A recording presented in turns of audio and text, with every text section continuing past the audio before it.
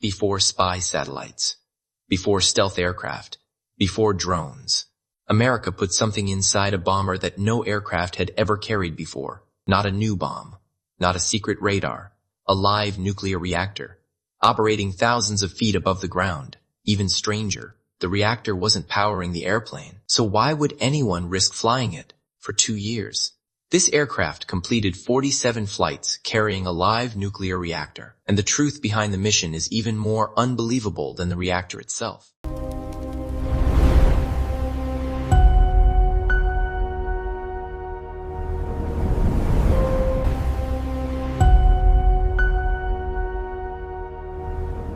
Before spy satellites watched the whole planet, before stealth aircraft vanished from radar, before drones crossed borders without a pilot inside, the United States put something inside a bomber that no airplane had ever carried before.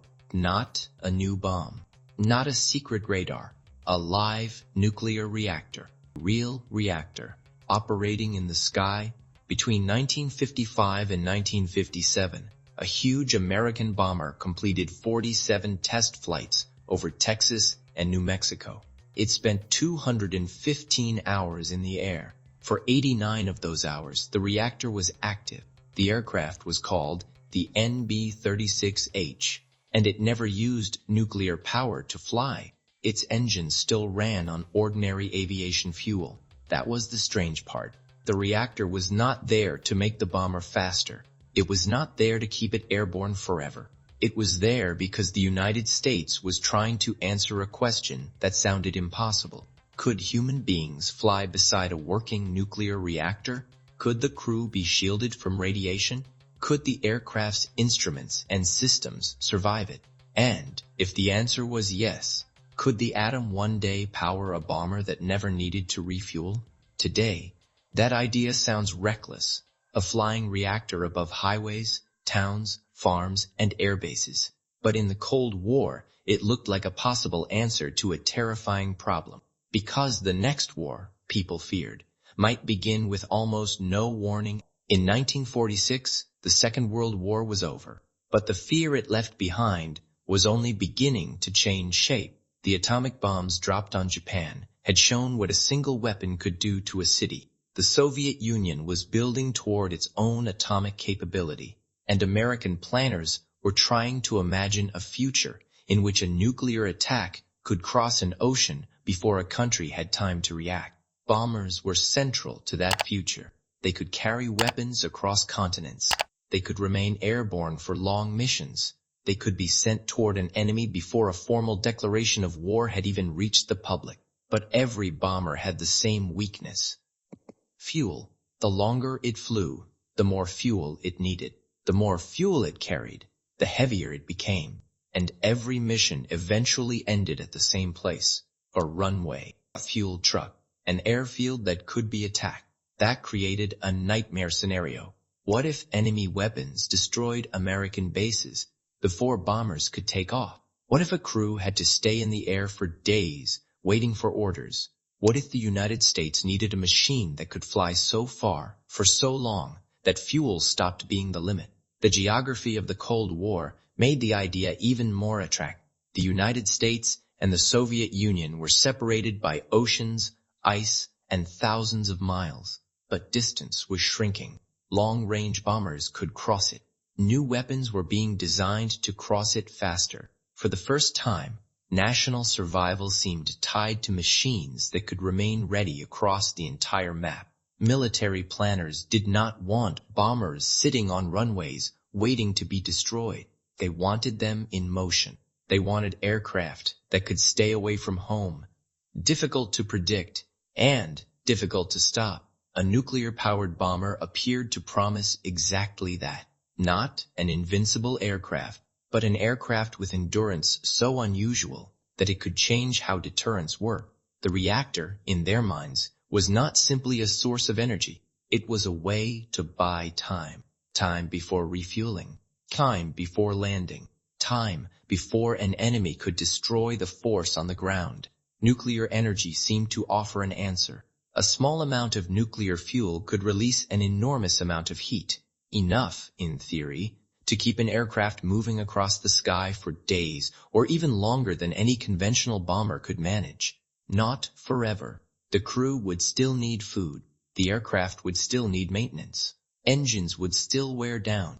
But a nuclear-powered bomber might not depend on tanker aircraft or vulnerable overseas bases in the same way. To Cold War strategists, that was irresistible.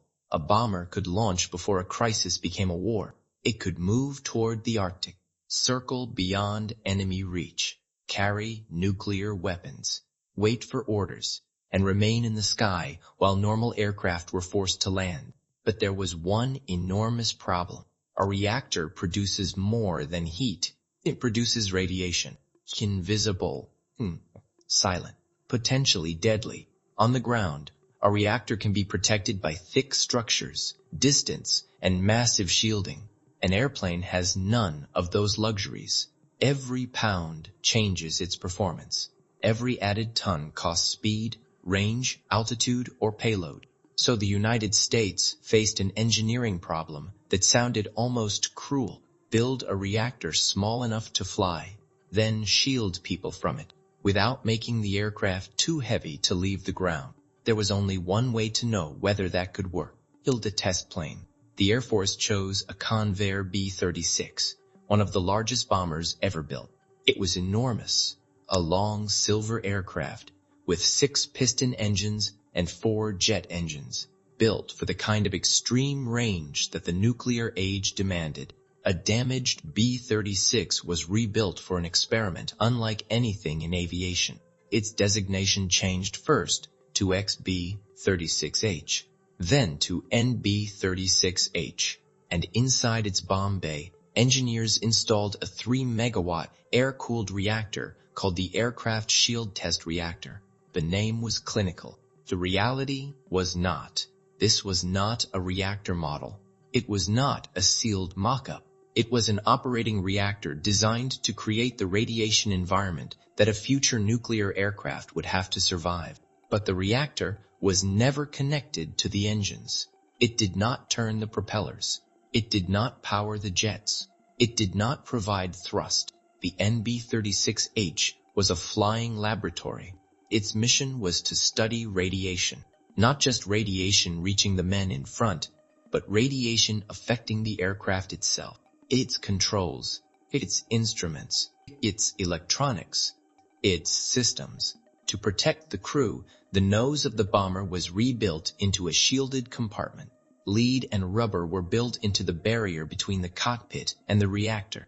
The normal windshield was replaced with thick acrylic shielding. The cockpit was no longer just a cockpit. It was a test chamber at 30,000 feet. Every layer had a purpose. Too little shielding, and radiation could reach the crew. Too much shielding, and the aircraft became heavier, slower, and harder to operate. That balance was the entire future of nuclear flight, and it was never easy. In July 1955, the NB-36H began its test flights. From the ground, it looked much like any other giant Cold War bomber climbing into the southwest sky. But inside, the mission was unlike any other. During selected periods of the flights, the reactor was activated. Sensors monitored radiation levels. Researchers measured what the shielding allowed through. They watched the aircraft's systems. They collected the data that a future nuclear-powered bomber would need. There was no dramatic nuclear glow in the sky. No visible sign from the ground that the atom was flying overhead. Just a huge bomber, moving through the clouds with a reactor operating behind a protected crew compartment. Yet every flight was a reminder that the program had not solved the problem. It had only begun to measure it. The crew could not look back and see danger coming. Radiation had no sound and no color. The reactor did not announce itself with flames. The threat existed in readings, calculations, and exposure limits. That made the experiment especially unsettling. A bomber crew was trained to see threats in weather, engines, enemy aircraft, and terrain. This threat had to be understood through instruments and faith in the people who designed the shield around them. The aircraft could land safely. The crew could walk away. And still, the most important work would happen afterward. Researchers would study the data, where radiation had traveled, which materials had reduced it, which systems were affected, and whether the protection was good enough for something far more ambitious. 47 successful flights did not mean that nuclear aviation was safe. They meant it was finally real enough to be judged. Over 47 flights, the NB-36H returned safely every time. That mattered. Each safe landing made the idea feel less impossible. The plane had shown that a working reactor could be carried through the air. It had shown that shielding could protect a crew under test conditions. It had shown that radiation effects could be measured in flight. But it had not answered the question everyone truly cared about. Could a reactor actually power an airplane? That question took the program far beyond the NB-36H. In laboratories and test facilities, engineers explored how nuclear heat might replace the burning fuel inside a jet engine.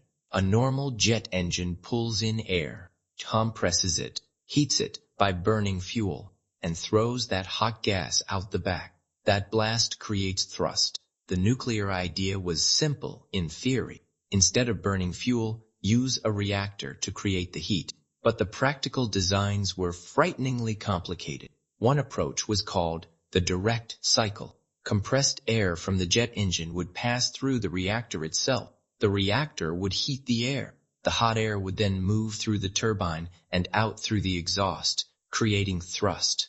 It was a simpler arrangement than many alternatives, but it came with an obvious concern. Air that passed through the reactor could become radioactive. The aircraft might leave behind something more dangerous than an ordinary contrail. The other approach was called the indirect cycle. In that design, the reactor heated a separate coolant. The coolant carried the heat to a heat exchanger. Then the aircraft's engine air was heated without passing directly through the reactor core. That reduced one major risk, but it added weight.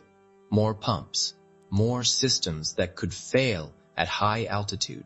The direct cycle had one nightmare. The indirect cycle had another, and both ran into the same enemy. A reactor had weight. Shielding had weight. Cooling systems had weight. Heat exchangers had weight. The more protection the crew needed, the heavier the aircraft became. And the heavier the aircraft became, the more power it needed. More power meant a bigger reactor. A bigger reactor needed more shielding. And suddenly, the project was trapped in a loop. Every solution made the airplane larger. Every improvement created a new problem. This was the difference between carrying a reactor and building a useful nuclear-powered aircraft. The NB-36H had carried one, but a true nuclear bomber would have needed to take all of that machinery into the sky, generate thrust with it, protect its crew, and remain safe through years of operational missions. And then there was the question no design team could make disappear. What happens when it crashes? A reactor cannot explode like an atomic bomb. It would not create a nuclear detonation or a mushroom cloud simply because an aircraft went down. But a crash could still damage the reactor and spread radioactive material. Recovery crews could face contamination. Land and water could be affected.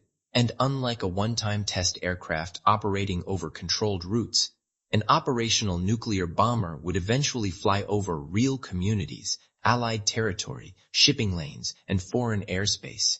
Every mission would carry the same political burden. Would anyone accept a flying reactor above their home? The Cold War made people accept ideas that normally would have sounded absurd. But even during the Cold War, the nuclear airplane had to compete with reality.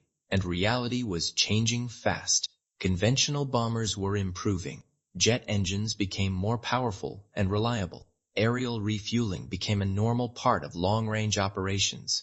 The B-52 entered service and gave the United States a bomber with extraordinary range and global reach without a reactor inside it. Then another technology changed the equation completely. The intercontinental ballistic missile. An ICBM did not need a crew. It did not need a cockpit. It did not need radiation shielding.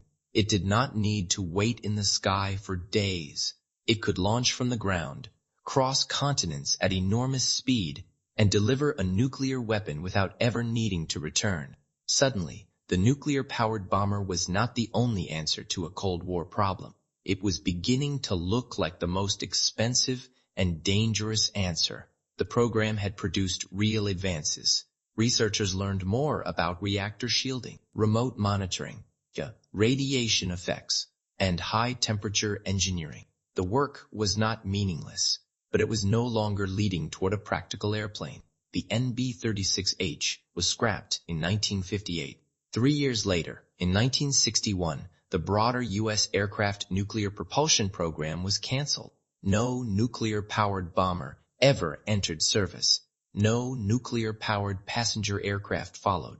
No fleet of atom-powered planes circled above the Arctic.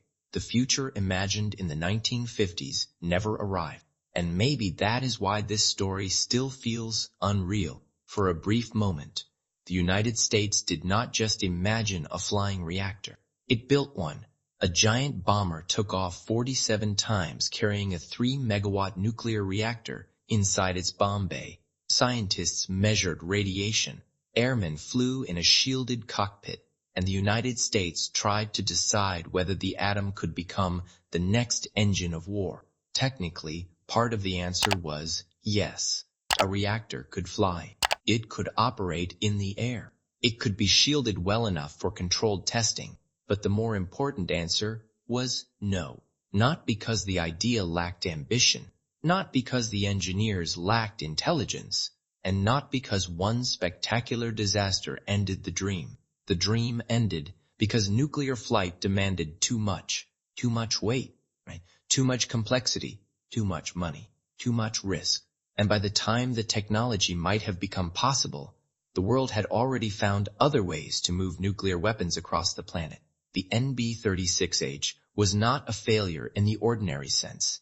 It was an experiment that reached the edge of what its era could safely carry. It proved something that most people would never want proved, that humanity could put a live nuclear reactor in an airplane and send it into the sky. But it also revealed a truth that the Cold War often tried to ignore. Not every powerful idea deserves to become normal. Some ideas are too heavy. Some are too dangerous, and some should remain a warning from the future that almost happened, because for 2 years in the 1950s, a reactor flew over the American Southwest.